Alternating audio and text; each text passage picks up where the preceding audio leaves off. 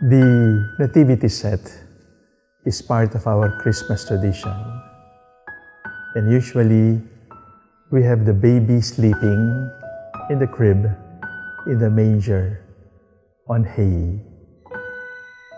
The Gospel says the baby was wrapped in swaddling clothes.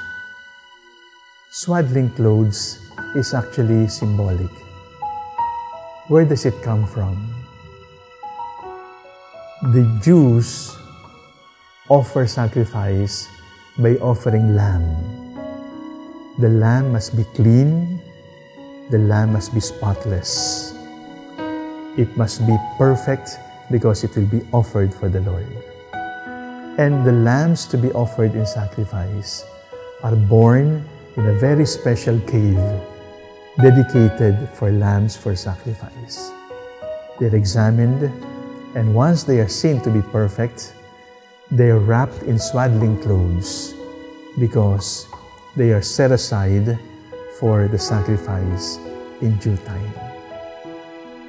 Now, the baby in the manger was wrapped in swaddling clothes. He was not wrapped in regular baby diapers, in swaddling clothes.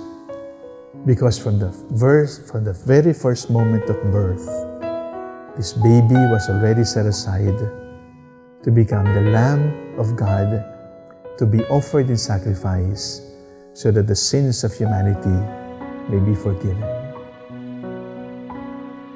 The crib looks romantic, but the crib has a prophecy of tragedy. It has the shadow of the cross. But it is not a tragedy. It is life-giving because from the blood of the Lamb who was born of the Virgin, we were saved and our sins were washed away. This Christmas, remember the Lamb of God wrapped in swaddling clothes, sleeping in the manger. This Christmas, give the Lamb of God a chance to be lamb for you.